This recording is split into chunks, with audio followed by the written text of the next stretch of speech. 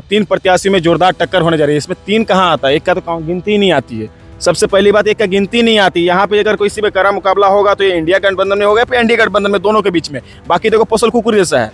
इस साल एक बड़े बहुत अपने आप को होशियार कहने वाले, पीएचडी कहने वाले, अपने आप को माननीय कहने वाले एक विधायक आते हैं और पूरे झारखंड का एकदम दशा दिशा बदल देते हैं। लोगों का मानसिकता लोगों के बीच में इतना फूट डाल देते हैं कि एक दूसरे के जान के प्यासे बन गए हैं। के लोग हैं जो गालीबाज पार्टी के नाम से भी जाने जाते हैं, वो अभी कमेंट बॉक्स में खाली माई बहन के गाली से भर देंगे। तो बदलो किस खतियान लाएंगे, फिर आया नियोजन नीति लाएंगे, स्थानीय नीति लाएंगे, फिर झारखंडी बिहारी का लड़ाई हुआ, फिर आदिवासी कुर्मी का लड़ाई हुआ। अभी हम लोग कहाँ भटक के खड़े हो गए, आदिवासी और किशन में भटक के खड़े हो गए। लगता है इस बार जेएलकेएम जो है वोट काट सकती है एनडीए और इंडिया का?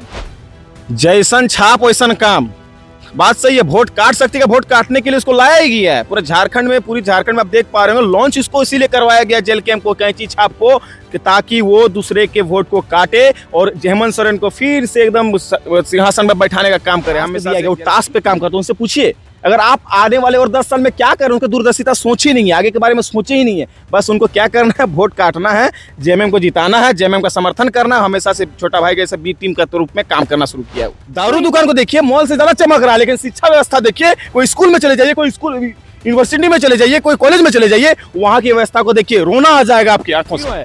सबसे आगे किसमें है? कोयला चोरी में। सबसे आगे किसमें है? बालू चोरी में। सबसे आगे किसमें है?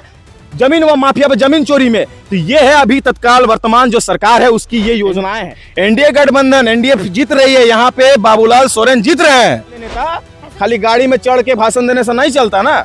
अब समाज हित में कितना काम कर रहे हैं, खाली दिखा रहे हैं, चमका रहे हैं, रील बना रहे हैं, इससे अलावा क्या हो रहा है? एनडीए और इंडिया गठबंधन, एनडीए का और इंडिया का, दोनों का प्रत्याशी में मुकाबला होगा। ये तीसरा तो छुटपुट गया, वो तो खाली वोट काटने के लिए बनाया गया है। उसको जानबूझ के वोट काटने के लिए उसको रखा गया। आप दूसरे को चोर चोर कहते थे, ऐसा कहते थे वो चोर है, ये चोरी किया, वो चोरी किया। आज खुद चोरों के सरदार बन के बैठे हुए हैं। हर जगह आप खाली वसूली, हम तो नाम भी दिए उसको, वसूली के। हमेशा से आजसू पार्टी हमेशा से आदिवासियों के लिए, हमेशा उन लोग के हित में खड़ी रही है, उन लोग की आवाज बनी और उन लोग की आवाज बन के हमेशा से बढ़ चढ़ के हिस्सा लिया। जैसी करनी वैसी भरनी। बहुत उससे पहले दूसरे को बड़ी चोर कहते थे, चोर कहते कहते खुद चोरों का सरदार बन गए। नमस्कार दर्शकों, मैं खुशी शर्मा स्वागत करती हूँ आप सबका भोकाल टीवी पे। इस वक्त मैं मौजूद हूँ घाटशिला में, जहाँ उपचुनाव होने जा रहा है।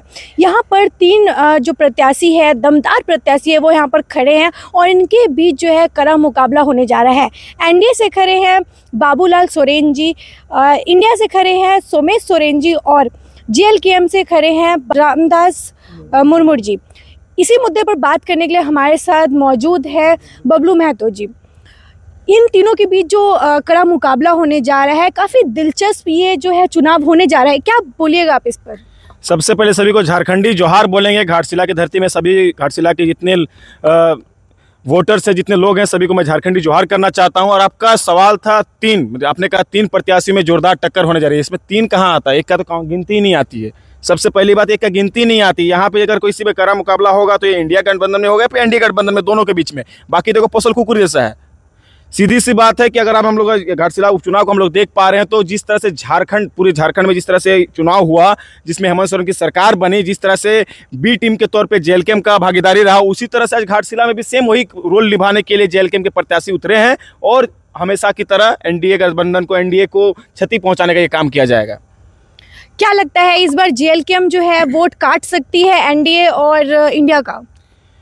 जैसन छाप वैसन काम, बात सही है। वोट काट सकती है, वोट काटने के लिए उसको लाया ही गया है। पूरे झारखंड में, पूरी झारखंड में आप देख पा रहे हो, लॉन्च इसको इसीलिए करवाया गया जेएलकेएम को, कैंची छाप को, कि ताकि वो दूसरे के वोट को काटे और हेमंत सोरेन को फिर से एकदम सिंहासन में बैठाने का काम करे। हमेशा से जेएलकेएम जो है जेएमएम का बी टीम के तौर पे काम करने का काम किया हमेशा से। आप इसके पहले भी चुनाव को देखे होंगे। सबसे पहले इन्होंने शुरुआत किया था जेएमएम को पूरा गाली गलौज करने का, जेएमएम को नीचा दिखाने का, फिर बाद में जेएमएम को सरकार में बैठाने का काम कौन किया? जेएलकेएम किया। तो लोग अंधे नहीं है, लोग जान रहे हैं, जागरूक हैं, देख रहे हैं कि किस तरह से हमारे लोगों को, गरीब पीड़ित शोषित यहाँ के जो झारखंड के आदिवासी लोग हैं, उन लोगों को किस तरह से सताया जा रहा है, किस तरह से ठगा जा रहा है, किस तरह से उन लोग को भटकाया जा रहा है। क्या लगता है, जैसे कि सबको भी पता है कि कुर्मी के जो नेताओं हैं उनके खिलाफ आदिवासी समाज के लोग जो हैं काफ़ी बढ़ रहे हैं, तो इस बार वोट जो है किसको जा सकता है?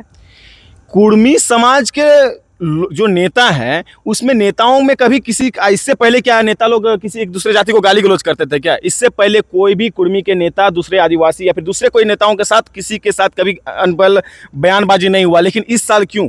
इस साल एक बड़े बहुत अपने आप को होशियार कहने वाले, PhD कहने वाले, अपने आप को माननीय कहने वाले एक विधायक आते हैं और पूरे झारखंड का एकदम दशा दिशा बदल देते हैं। लोगों का मानसिकता आंदोलनों के लोगों के बीच में इतना फूट डाल देते हैं कि एक दूसरे के जान के प्यासे बन गए हैं। तो ये किसी तरह से आप देख पा रहे होंगे कहाँ से शुरुआत हुई थी। झारखंड में जब आंदोलन की शुरुआत हुई थी 1932 खतियान लाएंगे, फिर आया नियोजन नीति लाएंगे, स्थानीय नीति लाएंगे, फिर झारखंडी बिहारी का लड़ाई हुआ, फिर आदिवासी कुर्मी का लड़ाई हुआ। अभी हम लोग कहाँ भटक के खड़े हो गए? आदिवासी और किशन में भटक के खड़े हो गए। तो देखिए यहाँ पे कोई भी आदिवासी किसी कुर्मी नेता का विरोध नहीं कर रहा, लेकिन जिस तरह से यहाँ पे लोगों को भटकाया जा रहा है, बलगलाया जा रहा है, आपस में लड़वाया जा रहा है, इससे हम लोगों को बचने की आवश्यकता है। और इसमें गिने चुने कोई कुछ नेता हैं, सभी को नहीं। हमेशा से आजसू पार्टी हमेशा से आदिवासियों के लिए हमेशा उन लोग के हित में खड़ी रही है, उन लोग की आवाज़ बनी और उन लोग की आवाज़ बन के हमेशा से बढ़ चढ़ के हिस्सा लिया है।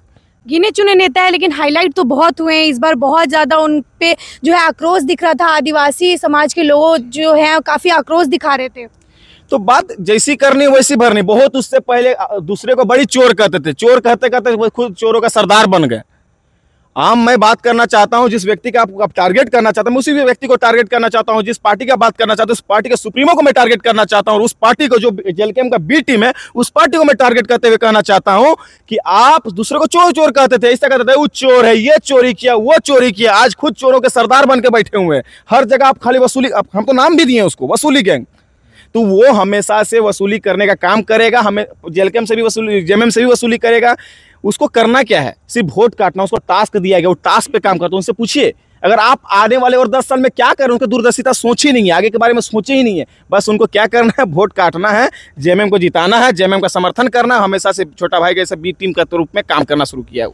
तो इस बार उनका वोट फिर नहीं मिल सकता है, जिस तरीके से आप बोल रहे हैं। लोगों को भी ये चीज़ पता होगा, तो इस बार तो उनका वोट जो है काफ़ी कम हो सकता है। कम? हम तो, मैंने कहा, आपने कहा कि 3 प्रत्याशी दमदार हैं, एक दूसरे के पीछे पड़े हैं। तो यहाँ मैं 2 ही को काउंट करूंगा, तीसरा का कोई जगह ही नहीं, विकल्प ही नहीं है। तीसरा को काउंट ही नहीं करना। कौन है वो? जमानत जब्त हो जाएगा। मैं इसका बात कर रहा हूँ। यहाँ पे एनडीए और इंडिया गठबंधन, एनडीए का और इंडिया का, दोनों का प्रत्याशी में मुकाबला होगा। ये तीसरा तो छुटपुट गया, वो तो खाली वोट काटने के लिए बनाया गया है। उसको जानबूझ के वोट काटने के लिए उसको रखा गया है। अब पूरे झारखंड में देख लीजिए, इससे पहले का जो इतिहास उठा के देखिए। जब विधानसभा चुनाव हुआ सबसे ज्यादा वोट काटने का काम किसने किया और किसका वोट काटा? सिर्फ एनडीए का। और किसने काटा? वो जेलकेम ने। बड़े बड़े भाषण देने वाले नेता खाली गाड़ी में चढ़ के भाषण देने से नहीं चलता ना। आप समाज हित में कितना काम कर रहे हैं? खाली दिखा रहे हैं, चमका रहे हैं, रील बना रहे हैं, इससे अलावा क्या हो रहा है आपका? इस बार सबसे ज्यादा वोट किसे मिलने की आशंका है? एनडीए गठबंधन, एनडीए जीत रही है। यहाँ पे बाबूलाल सोरेन जीत रहे हैं। ऐसा क्यों? क्योंकि देखिए, बात लोग यहाँ जागरूक हैं, समझ रहे हैं किस तरह से। अब मैं सरकार की बात कर रहा हूँ, तत्कालीन जो भी वर्तमान जो सरकार है, हेमंत सोरेन की सरकार है, उसकी नीतियां को देखिए। जो वादे करके ये झारखंड में अपने सरकार को बनाई थी, उन वादों से हमें हर चीजों में विफलता है। अब हम ये बात क्या करनी चाहिए? रोजगार की बात करनी चाहिए, शिक्षा की बात करनी चाहिए, स्वास्थ्य की बात करनी चाहिए। आप तीनों क्षेत्र में जाकर देखिए, सब में शून्य है, जीरो है। सबसे आगे किसमें है? कोयला चोरी में। सबसे आगे किसमें है? बालू चोरी में। सबसे आगे किसमें है? जमीन व माफिया व जमीन चोरी में। तो ये है अभी तत्काल वर्तमान जो सरकार है उसकी ये योजनाएं हैं। मैया समान योजना। बच्चे जो छात्र हैं रो रहे हैं, भटक रहे हैं, दर बदर भटक रहे हैं अपने शिक्षा के लिए, छात्रवृत्ति के लिए। उन लोग के लिए पैसा नहीं है, उन लोग के लिए फंड नहीं है, लेकिन कोयला चोरी करने के लिए अच्छा फंड निकल जा रहा है। बालू चोरी करने वालों के लिए अच्छा फंड निकल जा रहा है। अभी दारू दुकान सबको देखे हैं, मॉल से ज्यादा चमक रहा है। दारू दुकान को देखिए, मॉल से ज्यादा चमक रहा है। लेकिन शिक्षा व्यवस्था देखिए, कोई स्कूल में चले जाइए, कोई स्कूल यूनिवर्सिटी में चले जाइए, कोई कॉलेज में चले जाइए, वहां की व्यवस्था को देखिए, रोना आ जाएगा आपकी आंखों से। में अगर युवा हमेशा से रीढ़ की हड्डी रही है, कोई भी समाज के लिए, कोई भी राष्ट्र के लिए, कोई भी स्टेट के लिए, कोई भी जगह के लिए उस रीढ़ की हड्डी के तौर पे काम के लिए, रीढ़ की हड्डी को कमजोर करने का जो काम कर रही है झारखंड सरकार, उसे शर्म आनी चाहिए। आप बार बार मैया योजना को जो है इतना टारगेट करते हैं, क्या दिक्कत है आपको? क्या आपको लगता है कि मैया समान योजना की वजह से ही सारा जो है गलत हो रहा है, स्टूडेंट का जो हक छिना रहा है? हमने कहा मैया समान योजना, और हमारा पैसा कहाँ गया? जो छात्रवृत्ति का पैसा था वो कहाँ गया? जो यहाँ पे वृद्धा पेंशन था वो कहाँ गया? जो आंगनबाड़ी सेविका सहायिका का जो सैलरी था वो कहाँ गया? आपके पास तो बोलते फंड नहीं है, फिर मैया समान देने के लिए फंड कहाँ से आ जाता है? छात्रवृत्ति देने के लिए आपके पास फंड नहीं है, मैया सम्मान में पैसा देने के लिए कहां से फंड आ जाता है? यह बात सोचने और समझने की आवश्यकता है। देखिए, जो मैया सम्मान योजना जो हमारे दीदी को लोग को मिल रही है, माई लोग को मिल रही है, बहन लोग को जो मिल रहा है, लेकिन सबसे ज्यादा पीड़ित, सबसे ज्यादा शोषित, सबसे ज्यादा तकलीफ में वही लोग दीदी माई लोग काकी लोग हैं। मैं जो दीदी लोग की मैं बात करना चाहता हूं, जो बीएड कर रही है, जो नर्सिंग कर रही है, जो फार्मेसी कर रही है, उन लोगों को फीस भरने के लिए कितने ठोकरें खाने पड़ती, कितने घर से ताने सुनने पड़ते हैं, इसके बारे में सरकार नहीं सोचेगी। वो दीदी लोग नहीं जानती है कि हमको 2500 रुपया खाली मेला देखने के लिए मिलता है, 2500 रुपये मिल गया कोई त्योहार में तो खुश हो गए। दीदी लोग भी समझदार है, जागरूक है, जान गई, उस समय प्रलोभन में आ गई।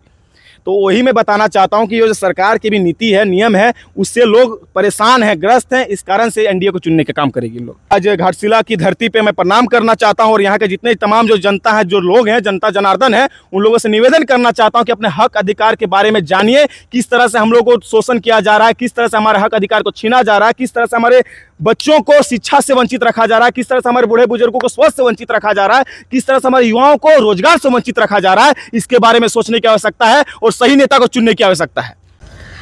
तो हमारे साथ मौजूद थे बबलू महतो जी और इनका जो राय था ये हमारे साथ जो है शेयर किए। अब आप हमें बताइए, हमारे साथ शेयर कीजिए अपनी राय, हमें कमेंट कीजिए कि कौन से कमेंट का बात मत कीजिए। कमेंट में ऐसा है ना, यहाँ पे जो लोग हैं, यहाँ पे कुछ संगठन के लोग हैं जो गालीबाज पार्टी के नाम से भी जाने जाते हैं, वो अभी कमेंट बॉक्स में खाली माई बहन के गाली से भर देंगे। तो ब्रदर लोग, आप लोग से हाथ जोड़ के निवेदन करते हैं, सुन लीजिए, जो सच है you will have to accept the truth. जो सच्चाई है उसको आपको जानना होगा, समझना होगा। गाली देने से कुछ नहीं चलेगा। मैं सभी गालीबाज, उस गालीबाज पार्टी के सभी समर्थकों से ये कहना चाहता हूँ, जो सच्चाई है उसको आपको एक्सेप्ट करना होगा। जो आज तत्काल में देख पा रहे होंगे, झारखंड की जो बी टीम के तौर पे आपका पार्टी जो काम कर रहा है, तो इसको समझने और समझने की आवश्यकता है। हमारे युवा यहाँ पे पीड़ित हैं, हमारे गरीब दुखी लोग यहाँ पे पीड़ित हैं, हमारे जितने माए काकी जेठा जेठी सब यहाँ के यहाँ पीड़ित हैं। तो आपको उनके साथ खड़ा होने की आवश्यकता है, ना कि कमेंट बॉक्स में गाली देने की। चलिए, तो कमेंट बॉक्स में इन्होंने कहा गाली मत दीजिए, तो आप ध्यान इस चीज़ का रखिएगा कि गाली गलौज ना हो और बने रहिए हमारे साथ।